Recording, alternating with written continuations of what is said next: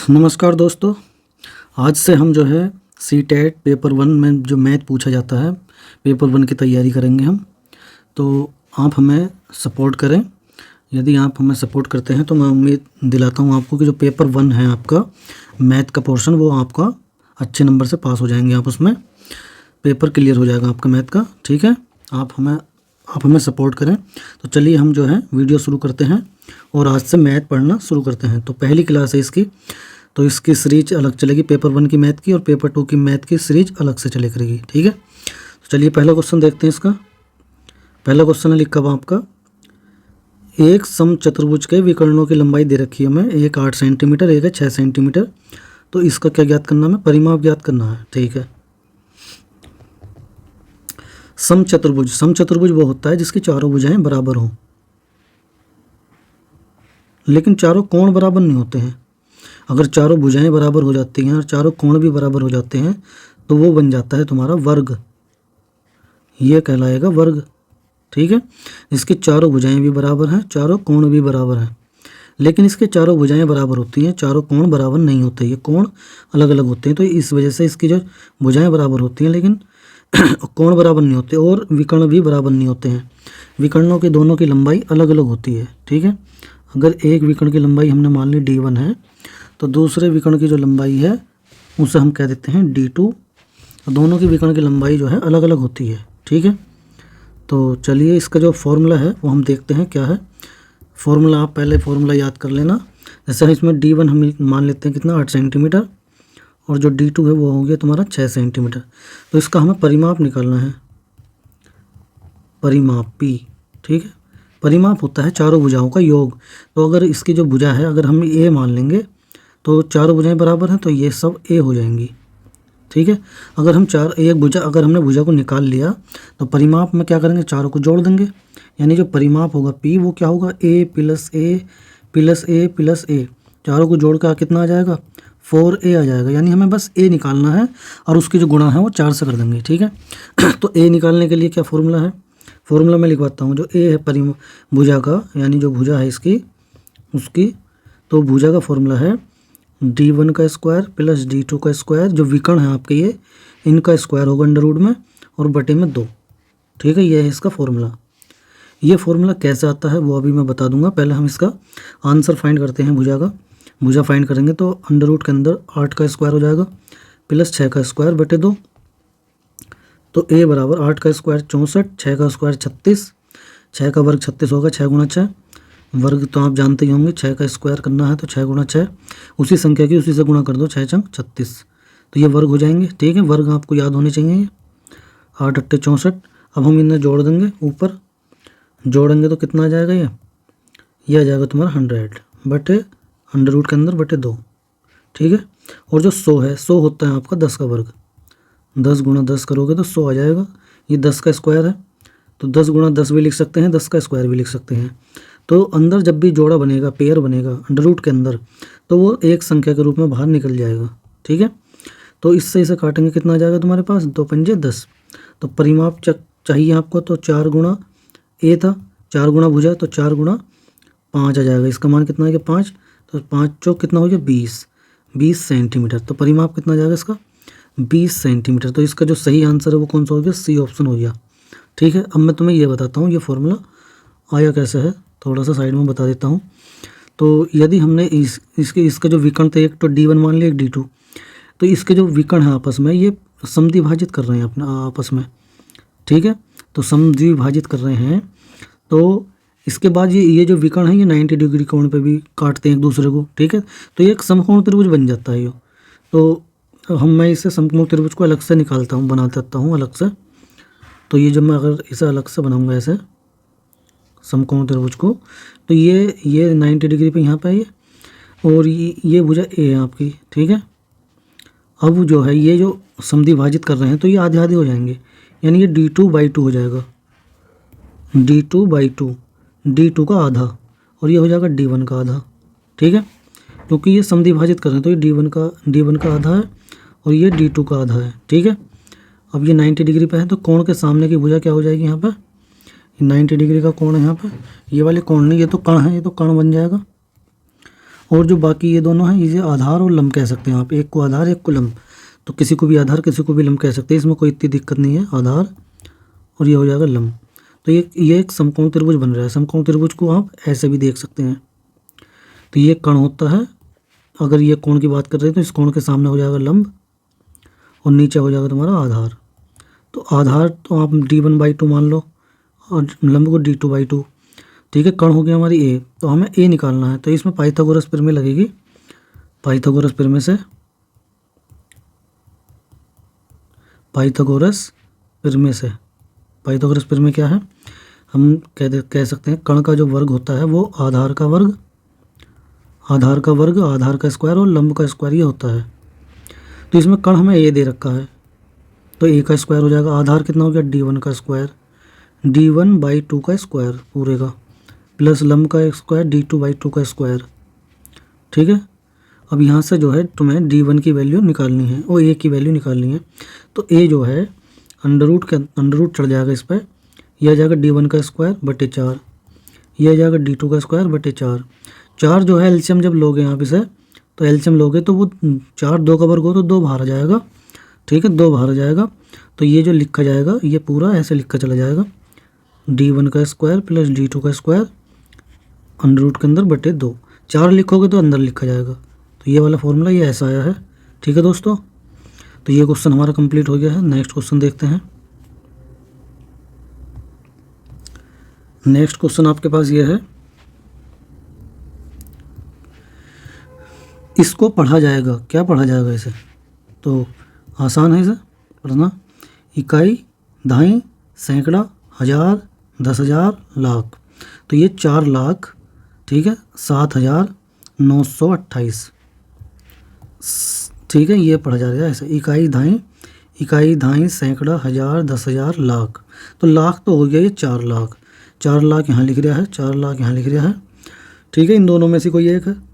फिर लिखा हुआ है 7,000, इकाई, दहाई, सैकड़ा, हज़ार, 7,000। 7,000 यहाँ है, यहाँ 19,000 है, तो ये भी नहीं हो सकता। जो पहला वाला ऑप्शन है यही सही हो जाएगा। फिर लास्ट में है 928। ठीक है, तो पहला वाला ऑप्शन है ये राइट हो जाएगा दोस्तों। चलिए अब नेक्स्ट क्वेश्चन देखते हैं, ये तो आसानी है। नेक्स्ट क्वेश्चन आपके पास ये है, यदि एक ऑपरेटर है, ये प्लस का निशान बनकर ऐसा हो रहा है, को निम्नलिखित रूप में परिभाषित किया जाता है। जैसे ये 4 और ऑपरेशन का निशान लग रहा है ये, और ये कैसे लिखा गया है 4 + 5 + 6। इस 3 का मतलब है 3 बार ऐसी संख्या लिखी गई है, 4 से शुरुआत की गई, 4 5 6।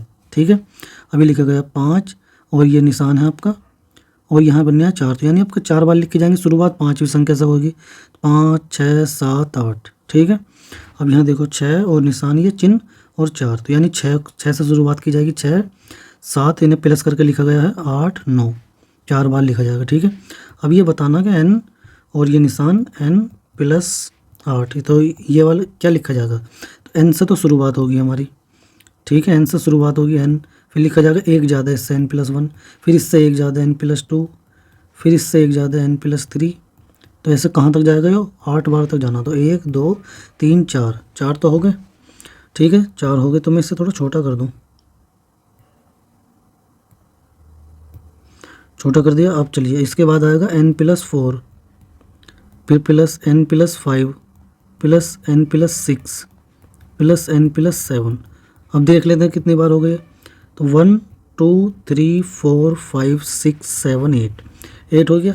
बस अब हम इन्हें जोड़ लेंगे, तो n + n + 1, इनमें ब्रैकेट लगाओ, या अब ब्रैकेट हटा सकते हो, सब तो प्लस के ही हैं ये, तो ब्रैकेट हटा दो और सबको इन्हें जोड़ लेते हैं। जितना जल्दी हो सके उतना जल्दी जोड़ दें, मैं इसे लिख कर दिखा रहा हूँ ज़रा।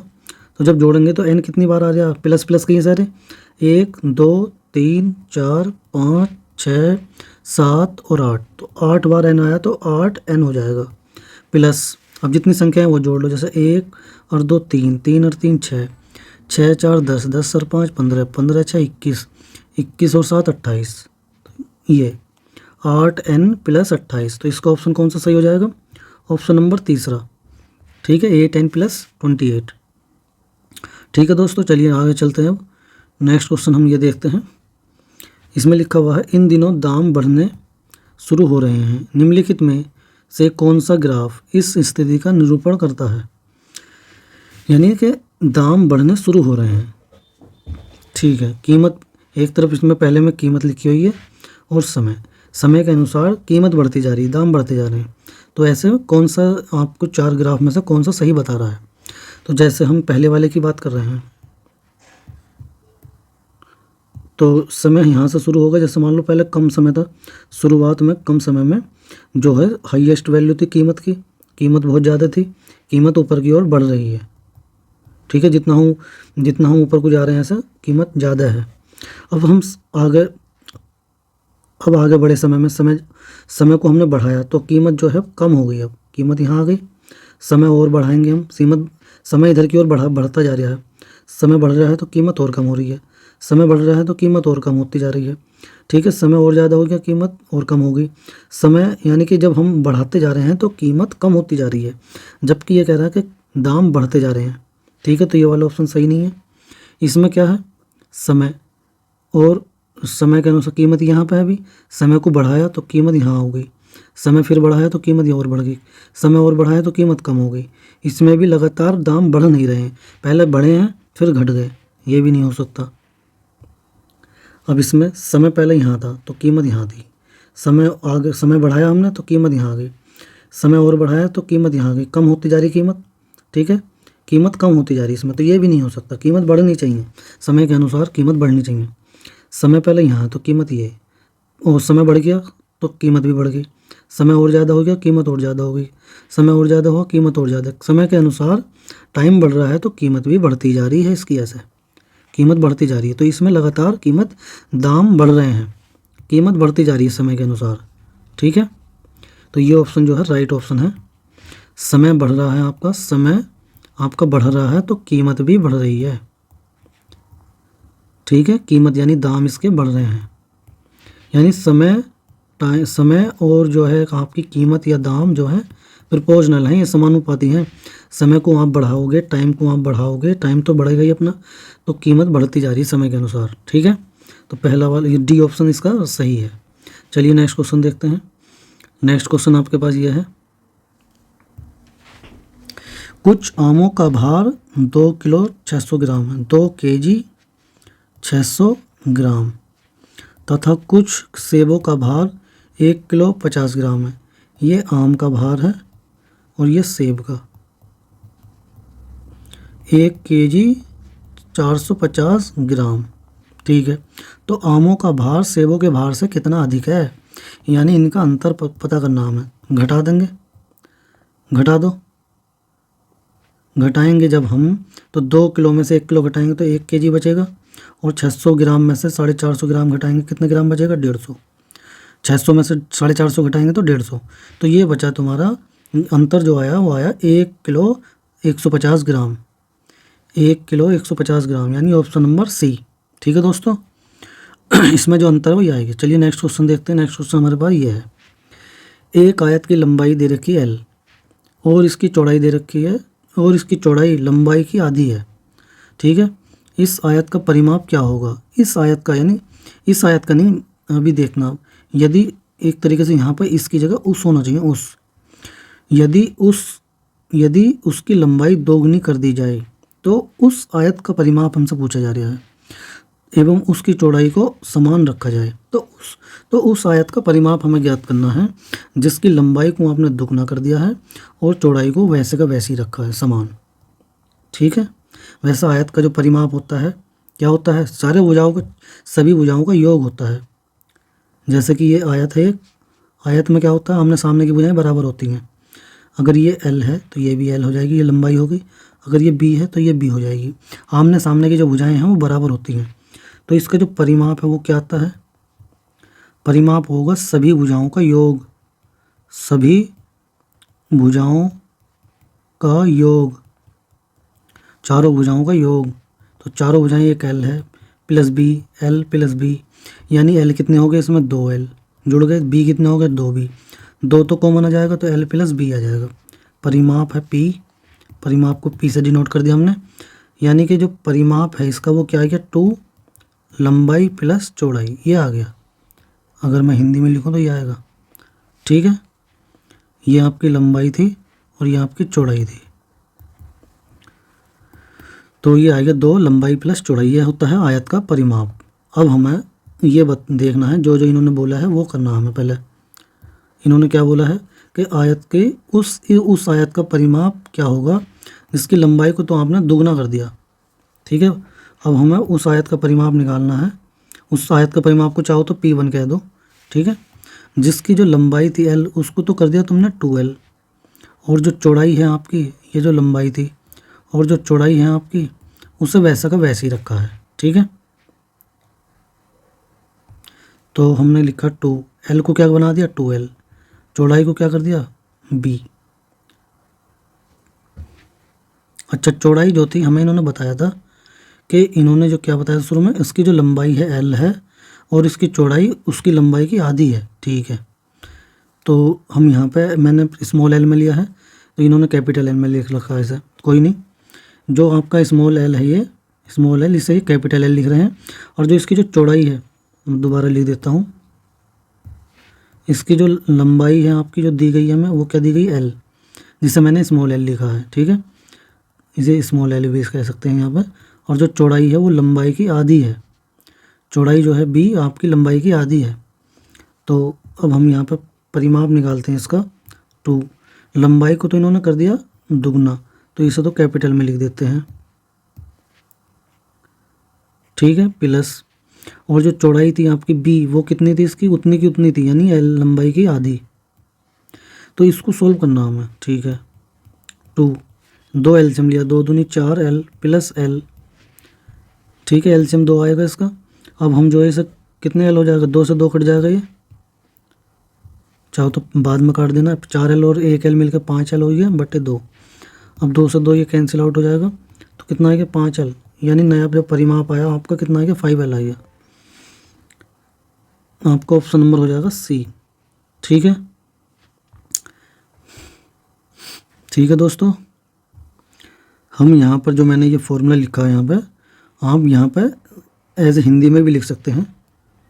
ये हो गया लंबाई और ये होगी चौड़ाई।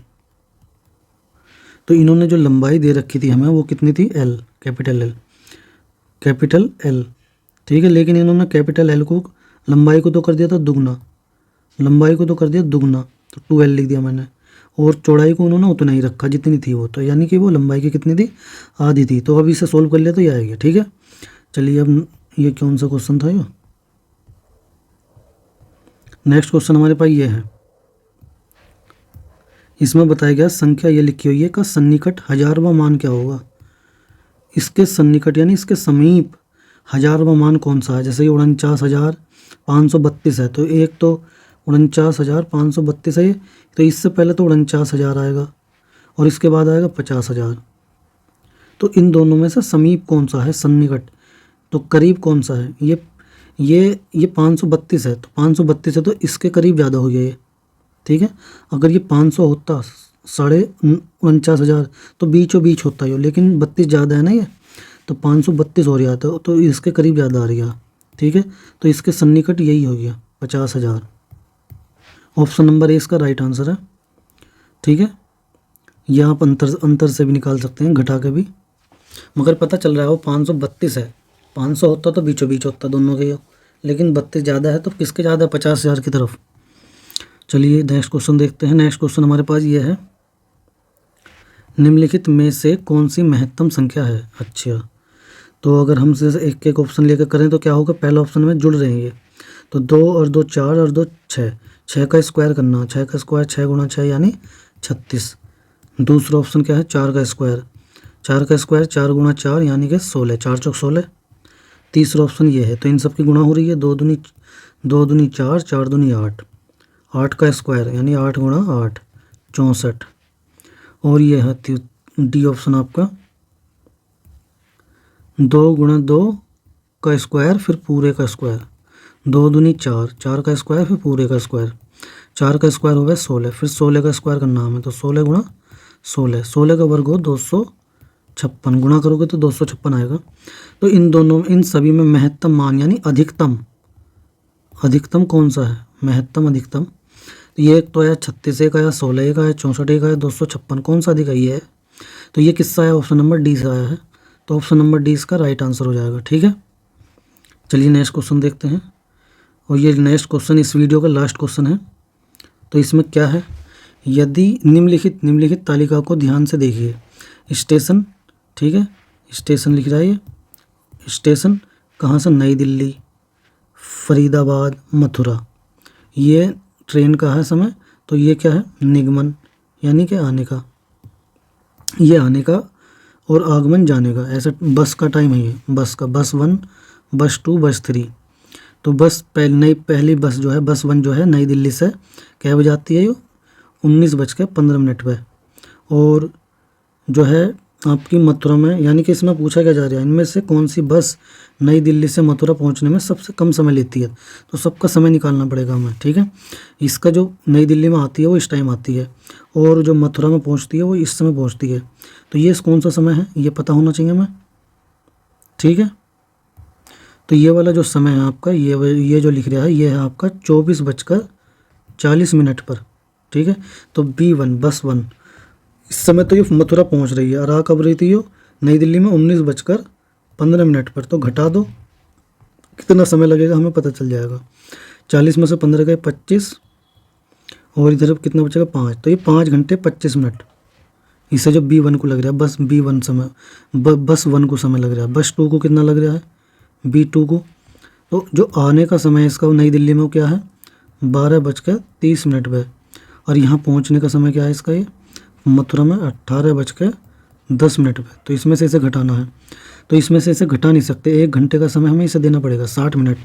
एक घंटे में कितने मिनट हो? 60 मिनट। तो 1 घंटे का जो 60 मिनट है वो हम 10 मिनट में जोड़ देंगे, तो ये हो जाएगा 17 घंटे। कम कर देंगे इधर से 1 घंटा, और 60 मिनट इसमें जोड़ देंगे, तो ये कितना हो जाएगा? 70 मिनट। तो 17:70 हो जाएगा। ये हो गया तुम्हारा 12:30। तो घटा दो, 70 में से ये गए 40 मिनट, और इधर बचेगा कितना? 17 में से ये 5 घंटे 40 मिनट। इससे लगा समय 5 घंटे 40 मिनट। अब हम देखते हैं B3 बस 3। बस 3 क्या है? आने का समय क्या है नई दिल्ली में? 16:45 मिनट। 16:45 मिनट। और यहाँ पर क्या पहुँचने का समय क्या है? 21:55 मिनट। तो 21:55 में से इसे हम घटा देंगे, तो वो समय हमें निकल जाएगा कितना टाइम इसे लग रहा है। तो इसे घटाएंगे तो इधर 10 मिनट आएगा, और इसमें से इसे घटाएंगे 5, तो ये आएगा 5 घंटे 10 मिनट। 5 घंटे 10 मिनट वो टाइम आ गया। ये इसका टाइम आ गया 5 घंटे 40 मिनट। इसका टाइम है 5 घंटे 25 मिनट। तो इसमें सबसे कम समय ये वाला लग रहा है, 5 घंटे 10 मिनट। B3 बस 3 को समय सबसे कम लग रहा है। ठीक है दोस्तों, इसका ऑप्शन कौन सा सही हो जाएगा? बस 3 सबसे कम समय लेती है ये।